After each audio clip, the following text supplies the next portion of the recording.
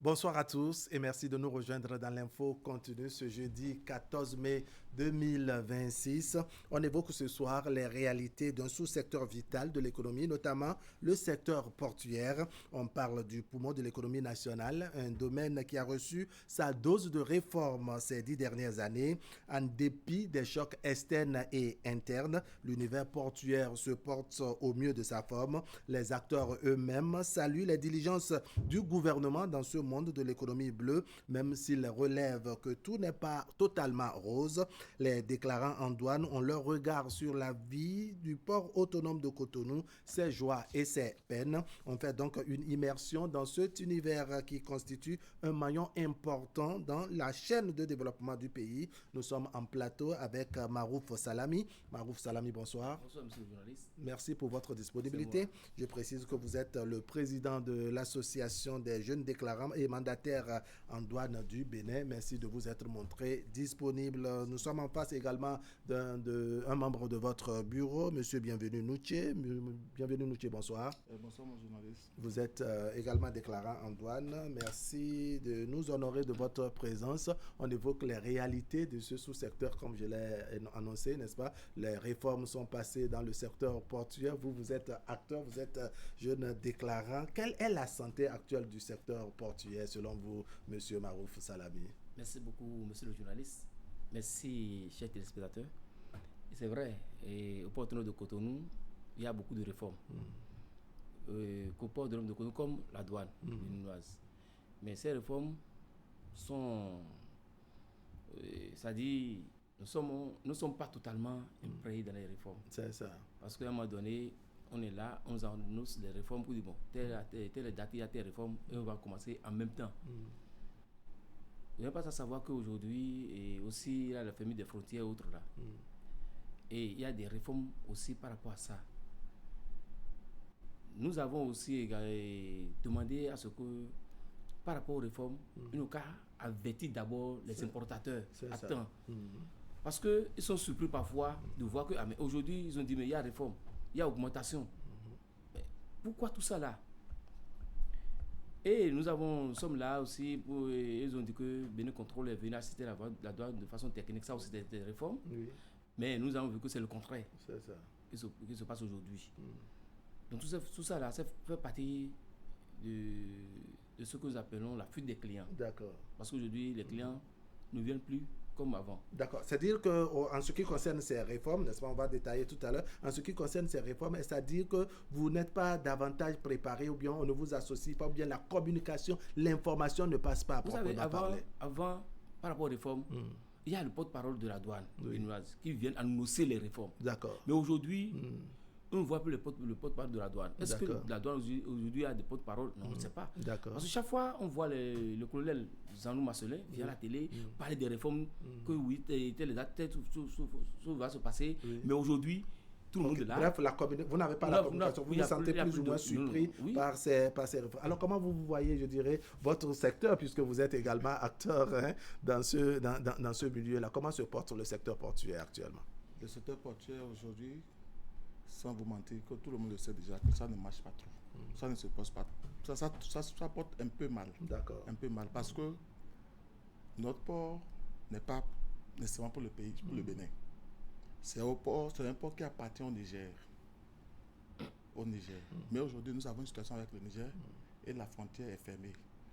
Ce que nous pouvons dire, ça agit énormément sur notre économie. Mais notre président sortant a fait de son mieux pour que tout le monde ne sente pas. D'accord. Mais seulement ceux qui sont dedans sentent effectivement. C'est ça. Et la douane béninoise a la pression pour renflouer la caisse de l'État. D'accord. C'est-à-dire qu'au moins, il y a des efforts qui ont été faits par le gouvernement, n'est-ce pas, pour soulager, même si au fond, il faut faire davantage. Sans vous mentir, je peux dire que le gouvernement a fait beaucoup d'efforts. D'accord. Mais ça agit sur les consommateurs que nous D'accord. sommes. Ça agit sur les consommateurs que nous sommes. D'accord. Alors, on parlait tout à l'heure des différentes réformes. Vous-même, comment vous êtes organisé à votre niveau? Parce qu'on se pose la question de savoir, quand on parle de déclarant en douane, on parle de mandataire en douane et autres. Qu'est-ce que cela signifie exactement? Oui, et transitaire mandataire, c'est quelqu'un qui est intermédiaire entre la douane et le client. C'est ça. Parce que les clients, quand ils amènent les marchandises, ils doivent d'abord aller vers le mandataire.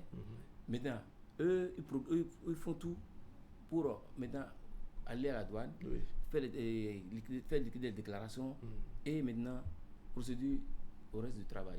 Jusqu'à la sortie de la marchandise et à la livraison finale.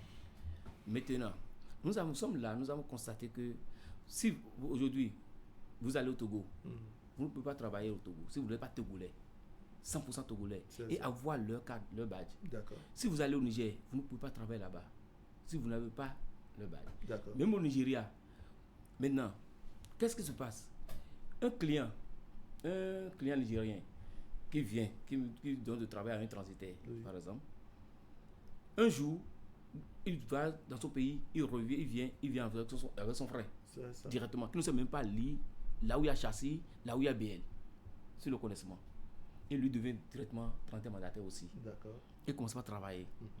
Mais quand il commence à travailler, directement, le Béninois est laissé au carreau.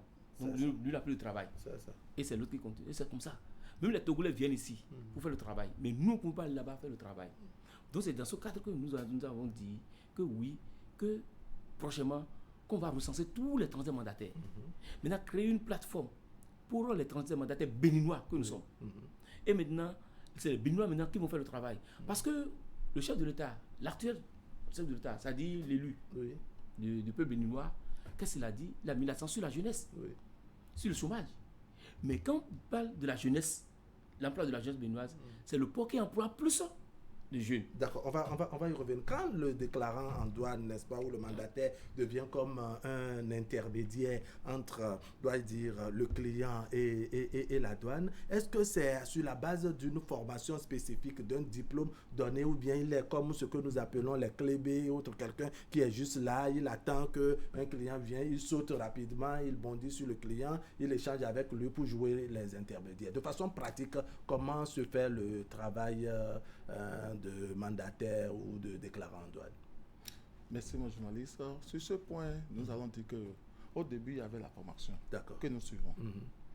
Mais arrivé à un instant, on a compris que c'est devenu une porte ouverte. C'est ça. Et tout le monde y rentre.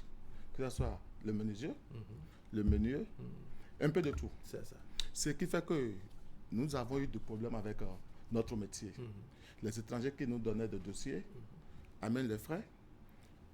Et nous, mandataires que nous sommes, nous devons travailler avec les CAD, ceux qui ont d'agrément. Ce qui se passe partout, dans tous les domaines au Bénin. Mais nous, on a constaté que c'est les mandataires qui sont notre problème. Ce sont eux. C'est nous les porteurs d'affaires. Mais après, quand nous allons vers eux pour le travail, et ils deviennent maintenant le propriétaire du travail. Ce sont eux qui nous créent beaucoup d'ennuis.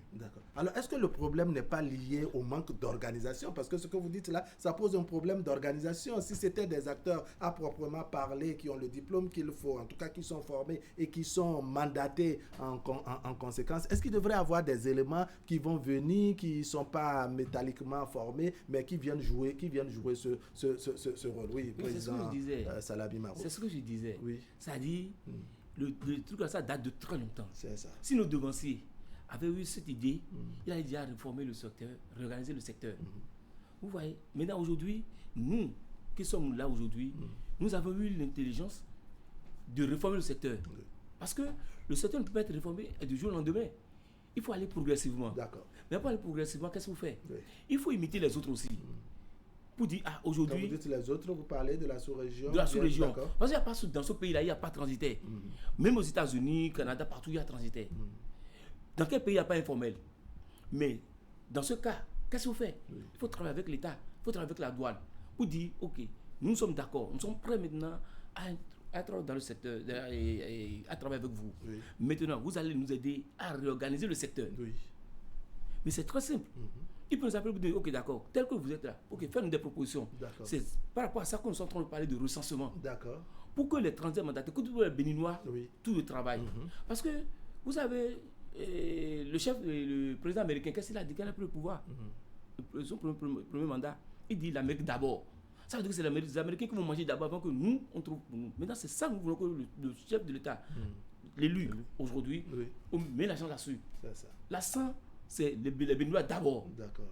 Et maintenant, les Béninois, parce qu'il y a plusieurs types de Béninois. Il y a les riches et les pauvres. D'accord. Nous voulons qu'ils mettent l'accent sur les pauvres. D'accord. Parce que le maire de New York, le nouveau maire de New York, qu'est-ce qu'il a dit? Il a dit qu'il va aller prendre chez les riches pour entretenir les pauvres. C'est ça, c'est ce que nous voulons aujourd'hui. D'accord. Il faut que, il n'a qu'à savoir qu'il doit avoir fait avec les pauvres. D'accord. Monsieur Bienvenu Noutier, ce recensement-là, oui, qui entre en ordre, en tout cas qui entre dans le cadre de la réorganisation de ce sous-secteur, quelle est son importance? Il faut recenser les acteurs. Est-ce que vous-même, vous avez émis cette idée avant que les responsables ou les autorités au niveau de l'État central puissent vous accompagner à ce que tout soit clair dans ce sous-secteur et les éléments que vous avez? C'est ça, nous sommes excusez-moi beaucoup. C'est ça nous sommes en train de faire. C'est ça. Et nous voulons que l'État central nous accompagne dans ça. Si l'État central vous estimez que l'ancien modèle, la façon dont vous fonctionnez, où il y a monsieur tout le monde dedans, que ça vous pose un problème? C'est ça qui nous cause le problème. Et il faut que ça soit tamisé. C'est ça. C'est pour cela que nous sommes en train de faire cette proposition. D'accord. Pour que les autorités nous viennent en aide. D'accord. Peut-être un Togolais qui vient sur notre territoire peut sortir un véhicule en transit rapidement, même en consommation. Il peut même prendre les marchandises et remplir des formalités sorties. Mais nous ne pouvons pas le faire chez eux. Même au Niger, on ne peut pas le faire. D'accord. Donc nous, ce que nous demandons, c'est tout juste que l'État central nous aide à faire ce recensement. D'accord. Est-ce que vous avez déjà au moins entamé? Parce que l'aide sous-entend que vous-même, vous démarrez d'abord et on vous apporte l'appui qu'il faut, et aussi c'est en termes de logistique et autres. Est-ce que vous avez déjà démarré ou bien c'est juste une idée qui vient de naître comme ça? Le projet. D'accord. Parce que pour faire un projet, vous savez qu'il faut du temps. En effet. Il faut étudier le projet et voir comment est-ce qu'on va élaborer le projet. C'est ça que nous sommes en train de faire. Donc, nous sommes en train d'étudier le projet. On a déjà écrit le projet, en tout fait. Mais même on a donné ça même à une autorité d'étudier avec nous pour voir les contextes, c'est-à-dire ce qu'il faut corriger dedans. Et maintenant, on va présenter le projet à la douane béninoise pour voir comment ils vont faire avec nous. Mais en attendant, avant d'aller à la douane béninoise pour donner le projet là-bas, on doit d'abord écrire au chef de l'État, le nouveau chef de l'État, pour lui dire voilà nos projets. Parce que vous devez nous reconnaître. Parce que nous sommes des porteurs d'affaires. C'est nous, on contacte. Depuis l'extérieur, on nous appelle pour dire est-ce qu'on peut venir au Bénin? On peut commencer par faire les affaires au Bénin, mais nous disons oui. Mais une fois venu au Bénin, on constate qu'il y a des difficultés partout. Donc tout ça là, il faut que le nouveau président soit au courant de ce que nous voulons faire. Et c'est à lui maintenant de nous envoyer vers la douane béninoise pour dire écoutez-les. Voilà ce qu'il veut. Alors, quels sont vous, maintenant, monsieur Boris, monsieur Bienvenu Noutier, quelles sont vos attentes au niveau du nouveau président qui est élu? Vous avez déjà fait l'expérience avec l'autre, il y a eu des hauts et des bas, ça il faut le souligner. Alors, qu'est-ce que vous attendez du nouveau président dans votre secteur, notamment le secteur portuaire? Comme l'a déjà dit lui-même au cours de sa campagne, la jeunesse d'abord. Donc, nous sommes là, nous l'attendons et nous voulons qu'il nous aide pour que le chômage au niveau de la zone portuaire soit moins. Ça diminue. D'accord. Nous l'attendons parce que il a mis l'accent sur la jeunesse. D'accord. Il a mis l'accent sur l'économie. Sans l'économie, on ne peut rien. D'accord. Et notre pays est fiscal. Donc, il doit nous écouter. Et nous devons tout faire pour l'accompagner aussi dans sa mission. Est-ce que vous-même, vous êtes prêt, n'est-ce pas, à mettre un peu plus de rigueur dans votre façon de fonctionner? Parce que on note que souvent, quand on pose la rigueur, ça devient un problème pour vos éléments et vos collaborateurs. Est-ce que vous êtes prêt à mettre la rigueur dans votre façon de fonctionner, toujours pour que cela soit une manière également d'accompagner le gouvernement et son responsable? Tant que l'État central ne nous accompagne pas dans les rigueurs, nous aurons toujours des problèmes. C'est ça. Parce que quand il met la rigueur, déjà comme vous l'avez déjà souligné, entre nous déjà, il y a des soucis. C'est ça. Quand l'État central va nous accompagner dans ça, je pense que la rigueur va prendre. En clair, l'intervention de l'État central est importante. Oui. D'accord. Alors, quelles sont vos attentes, Président Salami Marouf? Quelles sont les attentes que vous avez? Qu'est-ce que vous souhaitez, vous espérez du nouveau président, notamment le président Romuald Wadaye? Oui, ce que nous attendons de lui, c'est que il nous revoit le barème. C'est ça. Le barème, c'est-à-dire qui régit le véhicule d'occasion. Oui. Détaillez-nous un peu plus. Voilà. Ça dit, il y a des faux frais. Ah bon? Et oui, il y a beaucoup de faux frais. Et même, les gens ne respectent pas l'arrêté interministériel. Et l'État central même ne respecte pas l'arrêté. Parce que nous sommes là un jour, et puis nous sommes venus, on a constaté qu'il y a augmentation dans le système, sans que l'arrêté n'a jamais été toiletté. C'est ça. Mais ils ont augmenté 10 000, 15 000, et ça commence. Alors que quand ils étaient venus au pouvoir, qu'est-ce qu'ils ont fait? Ils ont toiletté l'arrêté, lancé l'arrêté, et ils ont diminué l'argent. Et tout le monde a applaudi. Tout le monde a applaudi. Quand on diminue, vous applaudissez. Hein. Oui. Mais quand il y a des réalités, réalités qui amènent à ce qu'on augmente, il y a grincement dedans. Pourquoi? Des réalités, des augmentations, au moins qu'ils nous avertissent. C'est ça. Et qu'ils toilettent l'arrêté. L'arrêté ne peut pas être là. Oui. Et ils vont augmenter les prix. Et en même temps, les autres sociétés commencent pas à augmenter les prix n'importe comment. Oui. Vous voyez? Par exemple, quelque chose s'est passé la semaine passée, où le système a un problème. D'accord. Quel système exactement? Le système de Ségub a un problème. Où les gens, quand ils vont à la caisse, à la banque payer, les gestionnaires disent qu'ils n'ont pas le retour. D'accord. D'accord, leur prestation. D'accord. Leur prestation, le gardiennage c'est 30 000 et le transfert c'est 15 000. Ça fait 45 000 qu'ils prennent. Maintenant, ils se disent qu'ils n'ont pas le retour. Du coup, ils vont commencer, ceux qui sont pressés ne commencent pas à donner les 45 000 francs. C'est comme ça les gens ont commencé à donner les 45 000. Mais le receveur, le CB, véhicule d'occasion, qu'est-ce qu'ils ont fait? Quand ils ont eu l'information, ils ont appelé directement Ségub. Et Ségub a dit que non, qu'il les a dit de laisser sortir les véhicules. D'accord. Qu'ils vont faire tout possible pour... De laisser sortir les véhicules sans souci. Sans souci, sans prendre de l'argent. Qu'ils vont rembourser leurs prestations. D'accord. Et tout le monde, nous sommes d'accord. Mais il y a 3 packs qui ont continué à prendre de l'argent jusqu'à la semaine passée, la semaine dernière. Même le mardi, les gens m'ont appelé. C'est-à-dire que ces packs-là, si je comprends bien, c'est pas continue de prendre les 45 000. Alors que c'est main à main, c'est ça? D'accord. Alors que le système a dit non. Quand vous payez tout ce BFI, vous n'avez plus rien à payer au niveau des parcs. D'accord. Alors, est-ce que vous avez fait les démarches à leur niveau pour comprendre comment ça va se passer une fois qu'ils prennent les 45? Si entre-temps, Ségub leur faisait le retour, est-ce que, n'est-ce pas, ils vont rembourser? Nous sommes allés pour les rencontrer, pour les demander. Mais ils disent que non, qu'ils n'auront pas rembourser. Mais on dit, mais est-ce que c'est que vous renversez votre prestation? Qu'est-ce qui va se passer? Ça dit à double emploi. Ça vous prenez pour nous et vous allez prendre l'autre. Non, qu'on ne peut pas laisser. On va saisir la Ségub. Nous allons saisir la Ségub. On va mettre le receveur et le CB en copie. Pour qu'ils fassent une réunion avec ces gestions de pacte et rembourser les importateurs. Sinon, nous, on va monter plus haut. Saisir les autorités compétentes. Oui, monsieur Bienvenu Noutier, il n'y a rien de bon au port autonome de Cotonou. C'est ça? Il n'y a que des problèmes, c'est ça? Chaque jour que tu fais, vous savez, même au niveau de l'État central, au niveau des fonctionnaires de l'État, il y a toujours des brebis galeuses dans le mieux. Au port, il y a toujours des gens qui cherchent à faire du mal à son prochain. Donc, tout ce que l'État central fait, d'autres prennent ça avec les deux mains. D'autres aiment saboter. C'est ça.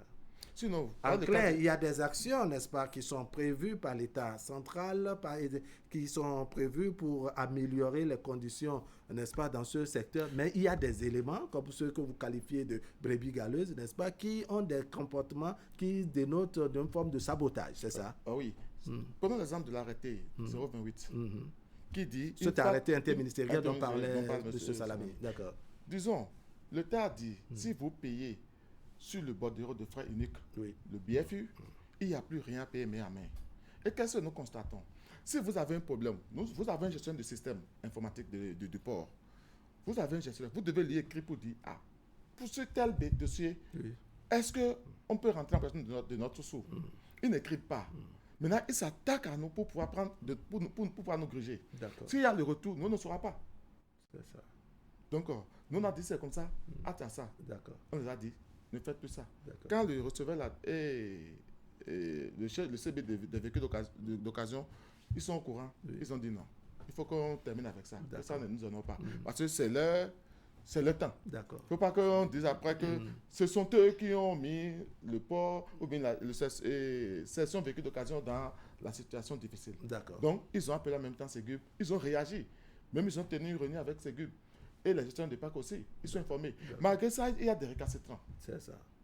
Il y a d'autres qui ne veulent pas prendre de l'argent chez nous parce qu'ils savent que si c'est telle personne, si on prend, ils doivent rentrer en C'est cet argent-là que vous qualifiez de faux frais, c'est ça? Ce n'est pas pris de façon régulière, c'est ça? Non, il y a des faux frais qui sont là. D'accord. Il y a des faux qui sont là. Mais ça, là, maintenant, là, c'est, disons, c'est de l'escroquerie. D'accord. Plus simple. Oui. Tout ce qui n'est pas sur l'arrêté. Oui. Tout ce qui n'est pas dans l'arrêté, là, c'est un faux frais. C'est ça. Parce que l'arrêté trace et établit, n'est-ce pas? Oui, voilà. Quelqu'un qui sort une autre circulaire pour dire, bon, à partir de vous allez prendre 45 000, 10 000, 15 000. Oui, oui. Une autre circulaire n'est pas au-dessus de l'arrêté interministériel. C'est ça. Je parie, ce directeur, qu'elle va voir le ministre, ne peut pas dire que c'est lui qui a pris cette responsabilité. Non. C'est ça. Vous voyez, non? Il y a toujours dans l'attente là, notre voie, la voie interparc, au niveau des parcs, où c'est prévu 5 500 francs. D'accord. Dans l'arrêté. Depuis la création du PV Nouvelle Génération. Cet arrêté-là, quand on jette un coup d'œil, ça remonte à 2017. 2017. D'accord. Vous voyez. Donc, l'arrêté a prévu 5 500 francs pour salubrité voie interparc. D'accord. Mais monsieur le journaliste, prenez votre micro et caméra. Allez tout de suite au niveau des parcs et voir ce qui se passe là-bas quand il pleut. D'accord. Les voitures, les clients, tout le monde est dans l'eau. Mais à un moment donné, les clients disent, mais c'est quoi? Ici, il y a coup de boue. Vous voyez? Maintenant, nous avons saisi le bureau d'analyse et d'investigation auprès du président de la République. On a envoyé la lettre. On a fait un mémo. On a tout écrit dedans. On a fait des photos. On a envoyé. Mais juste aujourd'hui, on a envoyé ça depuis le 12 février. Mais juste aujourd'hui, rien n'est fait. On ne comprend rien. Alors que la filière des véhicules d'occasion, c'est une filière spéciale. Où il y a ça, un compte spécial au trésor public. Donc, on n'a plus besoin d'aller demander ailleurs pour dire non, bon, aidez-nous à réparer la voie. Non. L'argent est là. L'argent est où? Nous, quand on dit là où se trouve l'argent, nous demandons à son niveau président de la République, M. Wadiaï, de penser à ça, de penser à notre santé. Parce que ça peut parler de santé. Parce que quand on est dans la l'insalubrité pose un problème de santé publique. Voilà. Mais nous ne sommes pas là pour dire de n'importe quoi sur le président. Le président de la République. Non. À moins qu'il ne nous écoute pas. Parce que nous voulons qu'il nous écoute. Quand il nous écoute, vous voyez, si vous avez un malade à l'hôpital et il est souffrant, et si vous lui rendez visite, vous voyez, il doit se sentir un peu soulagé. D'accord. Mais c'est ce que nous voulons chez le président. Alors, au-delà du président, est-ce qu'il y a des cadres, c'est-à-dire un creuset, des occasions que vous vous donnez avec les responsables au niveau du port, au niveau de la douane et autres, pour échanger, poser vos problèmes et voir ensemble dans quelle mesure améliorer les choses? Merci, mon journaliste. Parfois, c'est de verser sur le dos de canard. Ah bon. Mais est-ce qu'au moins vous entamez la démarche? Ils vont vous promettre de le faire. Oui. Mais après tout, on ne sait pas comment ça se passe. Et je remercie une fois encore notre président. Il se donne trop. Il tape à toutes les portes. Même si c'est la nuit, il le fait. Tout juste pour notre amélioration. Malgré ça, comme on l'a dit, Judas est là. D'accord. Donc nous demandons au nouveau président, nos présidents élus, de tout faire pour nous écouter. C'est ça. De tout faire pour améliorer notre condition de vie. Ce n'est pas nécessairement ceux qui sont dans l'administration publique qu'il faut entretenir. Il faut aussi jeter au moins le coup d'œil sur nous qui sommes dans le secteur formel au niveau du port autonome de Cotonou. Et je vais vous dire encore quelque chose, que nous avons constaté que le port de Cotonou coûte un peu cher pour les navires, les caboteurs. Ça coûte cher, donc nous ne recevons plus les caboteurs au Bénin. La Costa Rica, ça coûte très cher. Pourtant, même si c'est quelque chose qu'ils font, au moins le port, la caisse d'État rentre un peu en possession de quelque chose. Nous, Béninois que nous sommes aussi, au moins on gagne quelque chose sur le passage de ces navires, de ces bateaux au Bénin. Alors, quelles sont les démarches que vous avez faites, n'est-ce pas, pour partager ces réalités, n'est-ce pas, avec les autorités, pour qu'ils comprennent que non, on pouvait changer. Parce qu'aujourd'hui, on se dit, c'est la bataille qui est à l'ordre du jour. On se dit, oui, il y a de problèmes, mais voici ce que nous relevons comme problème, mais voici les propositions que nous faisons. C'est le combat que font nos gouvernants de plus en plus. Est-ce que vous vous cernez ça? Est-ce que vous faites cette démarche, M. Marouf Salamé? Aujourd'hui, il faut être clair. Aujourd'hui, nous demandons, on se pose la question, est-ce que la douane béninoise existe effectivement? Parce qu'aujourd'hui, tout le monde a peur. Il n'y a pas celui-là qui va parler à la douane. Même si nous allons vers les autorités, nous parlons à leur niveau, ils nous écoutent. D'accord. Mais dans la pratique, ils ne le font pas. D'accord. Ça, il faut être Vous ne clair. sentez pas l'action Parce que tout le monde a peur. Vous savez, aujourd'hui, tel que j'ai dit à la table, ils ont dit que Bénin Coton est venu pour assister la douane de façon technique. Aujourd'hui, c'est la douane qui assiste Bénin Coton de façon technique. C'est votre façon de voir les choses. D'accord. Alors, qu'est-ce que vous attendez des autorités, n'est-ce pas, de manière à ce que les choses puissent s'améliorer et que ça puisse aller dans le sens que vous souhaitez? Il faut que le président n'a qu'à rappeler Bénin Contrôle à l'ordre pour dire que ils sont venus assister la douane de façon technique, de laisser la douane faire son travail. D'accord. Aujourd'hui, quelqu'un qui vient de l'extérieur, qui amène sa marchandise, et du coup, il voit, on dit, on doit demander l'AVD, c'est-à-dire le prix à payer à la douane béninoise. C'est Bénin Contrôle qui donne le prix. C'est prix. Si c'est des véhicules, si c'est des marchandises neuves.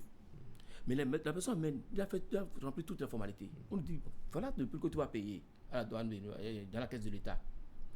Maintenant, il a tout payé, il voulait sortir, on dit non, on va faire visite. Parce que par là, passer sous scanner. On dit non, il y a quelque chose qu'on ne comprend pas, on va faire visite. Arrivé à la visite, on dit non, visite intégrale du conteneur. Mais on constate que ce qu'il a amené, c'est moins que ce qu'il a demandé à son fournisseur. D'accord. Dans ce cas, on saisit le dossier, on dit qu'on amène ça à réorganisation de prix, c'est-à-dire qu'on va aller revoir le prix. C'est un dossier que je dis là. Je suis en train de faire. Donc, arrivé là-bas, ils voient le prix, ils augmentent le montant, ils redressent sa valeur. Pour dire que le monsieur va payer tel montant. C'est-à-dire 3 fois, 4 fois plus que ce qu'ils même dit de payer. Vous trouvez que tout ça, ça devient un véritable. Voilà. Maintenant, maintenant on voit la douane. On va au niveau de la douane. Telle chose que le Bénin Contrôle a dit, ce n'est pas bien. Il faut qu'ils revoient le prix. Mais la douane dit, il n'y a personne qui peut nous aider. Ça fait que les importateurs aujourd'hui sont en train de fuir notre pays vers le Togo. D'accord. À l'intérieur, quels sont les autres problèmes que vous avez? Parce que oui, il y a de ces déclarants en douane et autres acteurs du port qui posent les problèmes de déplacement ou de circulation à l'interne par le passé. Vous avez la facilité de faire rentrer, je dirais, les véhicules personnels ou les engins personnels, mais les réformes ont permis de recadrer les choses dans ce sens. Qu'est-ce que cela induit comme difficulté pour vous? Ce que ça induit, c'est énorme. C'est énorme parce que pour remplir les formalités douanières, c'est le temps.